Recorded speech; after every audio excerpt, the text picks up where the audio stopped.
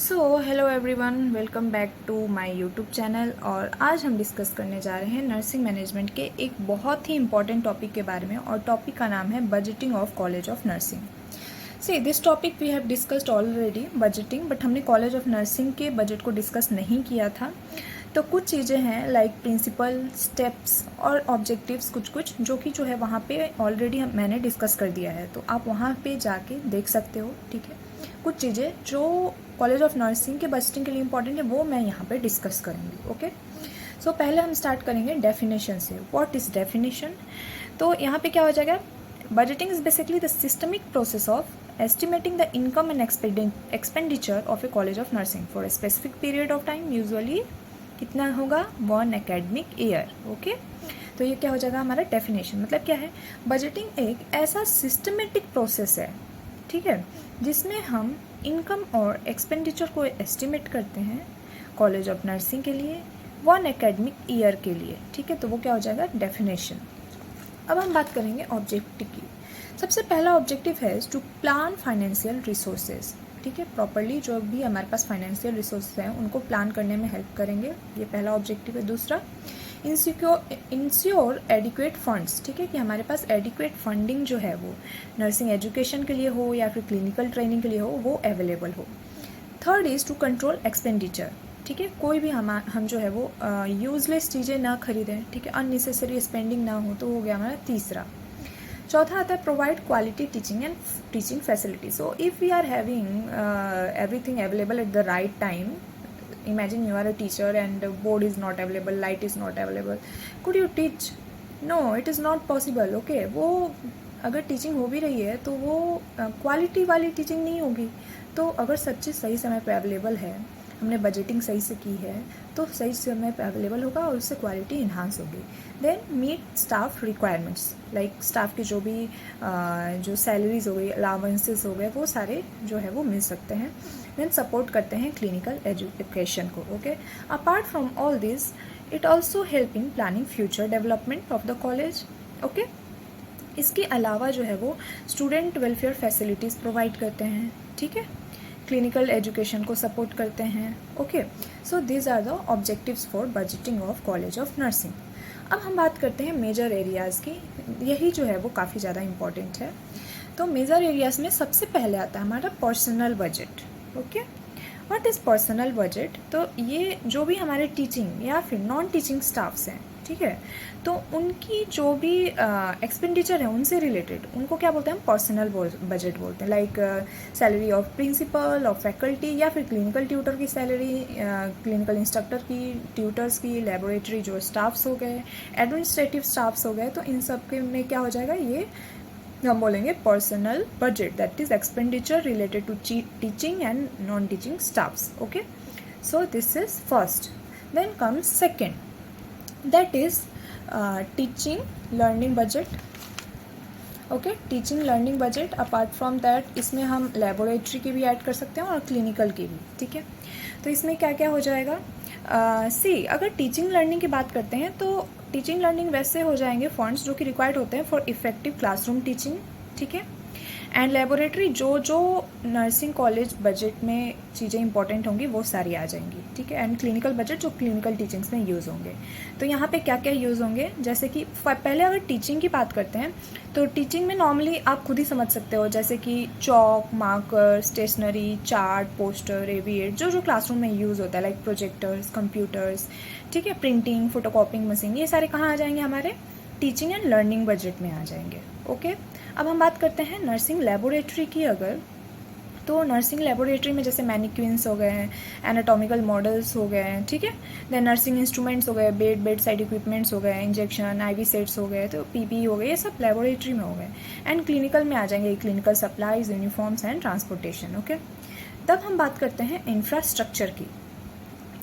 Infrastructure में क्या होता है कि जो भी हमारी कॉलेज फैसिलिटीज़ के डेवलपमेंट और इम्प्रूवमेंट यूज़ हो रही हैं, तो वो इंफ्रास्ट्रक्चर बजट हो जाएंगी। जैसे कि क्लासरूम्स, लाइब्रेरी, हॉस्टल हो गए हमारे, या फिर जो सेमिनार हॉल हो गया, ओके, स्टाफ रूम्स हो गए, कंप्यूटर रूम्स हो गए, फर्नीचर हो गए, वो सारे इंफ्रास्ट्रक्चर में आएंगे, okay. Then comes maintenance budget. Maintenance budget क्या होता है? This are required for maintaining the college facilities, okay. So this is maintenance budget like that of building repairs, electrical maintenance, plumbing, cleaning, sanitation, water supply, equipment के maintenance में जो use होता है ये सब maintenance budget में आता है, okay? Then comes student welfare budget. So student welfare budget में वैसी फैसिलिटीज़ आती हैं जो कि स्टूडेंट के ओवरऑल डेवलपमेंट करती हैं, जैसे स्पोर्ट्स हो गए या फिर गेम्स हो गए, हेल्थ सर्विसेज अवेलेबल हो गए, देन एजुकेशनल टूर्स हो गए, ठीक है। Then educational tours, then student की जो एक्टिविटीज़ हो गई वो काउंसलिंग, वेलफेयर प्रोग्राम्स, ये सारे स्टूडेंट वेलफेयर बजट में आते हैं। Then comes research budget. Research budget क्या होता है? It will support research activities of either faculty और स्टूडेंट्स, जैसे कि अब इसमें क्या कहेंगे, जैसे रिसर्च के materials, data collection, then printing and documentation, statistical services, तो ये सारे क्या हो जाएंगे? Research budget. या फिर सेमिनार, कॉन्फ्रेंसेज, इन सब में जो जो हमारा जो है वो एक्सपेंडिचर होगा तो वो क्या हो जाएगा? Research budget. Then comes administrative budget. इसमें क्या होता है? जो रूटीन एडमिनिस्ट्रेटिव एक्सपेंसेस आते हैं, जैसे office stationery, printing, communication, record keeping, ठीक है, computer and office equipments, meetings, तो वो सारे एडमिनिस्ट्रेटिव बजट में जाते हैं। Then comes contingency budget. ये क्या होता है? इनको जो है वो एक साइड रखते हैं फॉर अनएक्सपेक्टेड और emergency expenditure, like sudden equipment breakdown हो गया, ठीक है, अर्जेंट तो रिपेयरिंग करानी पड़ेगी, ठीक है, तो ये सारा क्या हो जाएगा? हमारा कॉन्टीजेंसी बजट में हो जाएगा, ठीक है। लाइब्रेरी में जो भी हमारे बुक्स वगैरह हो गए, ठीक है, तो वो क्या हो जाएंगे? हमारे लाइब्रेरी बजट में आ जाएंगे, बुक्स, जर्नल्स, न्यूज़पेपर, मैगजीन्स, ठीक है, तो ये सारे हो गए हमारे library budget, okay. And then clinical budget, तो जो जो हमारे क्लिनिकल में यूज़ होगा, like clinical supplies, uniform, protective equipment, transportation for clinical posting, ठीक है, तो ये सारा क्या हो गया? हमारा क्लिनिकल ट्रेनिंग बजट हो गया। अब हम बात करते हैं कि जो प्रिंसिपल हैं, ठीक है, लाइक कॉलेज ऑफ नर्सिंग के प्रिंसिपल हैं, तो उनका जो है यहाँ पे क्या जो है वो रोल होता है, ठीक है। तो सबसे पहले आता है आइडेंटिफाई फाइनेंशियल रिक्वायरमेंट्स। तो वो जो है वो आइडेंटिफाई करेंगे कि जो है वो फाइनेंशियल जो रिक्वायरमेंट्स है कहाँ कहाँ हैं, किन किन चीज़ों की है, तो ये हो गया हमारा first one. Second is to participates in budget preparation, मतलब वो जो है खुद पार्टिसिपेट करेंगी बजट को प्रिपेयर करने में। देन मॉनिटर एक्सपेंडिचर, कहाँ कहाँ कितना खर्चा लग रहा है वो देखेंगी। Then maintain financial record, proper record keeping करेंगी। Ensure purchase follow institutional rules, ठीक है, जो भी हमारे इंस्टीट्यूशन का रूल है तो वो प्रॉपर फॉलो हो रहा है वो देखेंगे, ठीक है। जो भी इन सब के अलावा जो भी फाइनेंशियल मैटर है उनको हायर अथॉरिटीज़ पे रिपोर्ट करेंगी, ठीक है।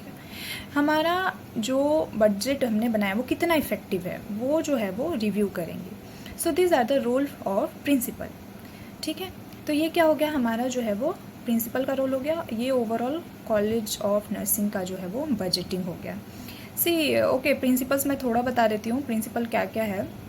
प्रिंसिपल में आता है planning, okay, economy, flexibility, accountability, transparency, proper utilisation of resources, regular monitoring, evaluation and coordination among department, this are the principles, okay. So this is all about the budgeting of college of nursing, जिसमें हमने सबसे पहले देखा definition क्या होगा वो, then हमने देखा ऑब्जेक्टिव जिसमें कि प्रॉपर फाइनेंशियल रिसोर्स की प्लानिंग में हेल्प कर रहे थे, एडिक्वेट फंड प्रोवाइड कर रहे थे, देन एक्सपेंडिचर को कंट्रोल करेंगे, then quality teaching facilities, staff requirement and clinical education. Then comes the major areas, okay.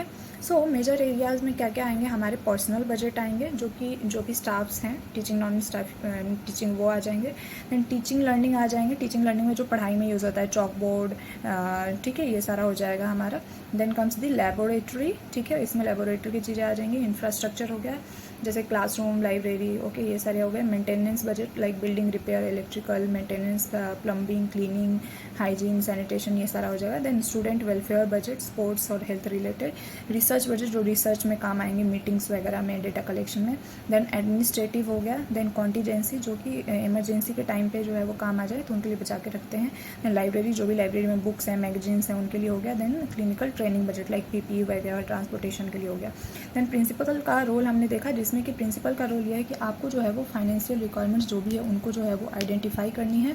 Then आपको बजट प्रिपेयर कर रहे हो तो उसमें पार्टिसिपेट करना है, मॉनिटर करना है जो भी एक्सपेंडिचर है उनको, फाइनेंशियल रिकॉर्ड्स को जो है वो मेंटेन करना है और इंश्योर करना है कि जो भी इंस्टीट्यूशन का रूल है वो जो है परचेजिंग के दौरान जो है प्रॉपर्ली फॉलो हो रहा है।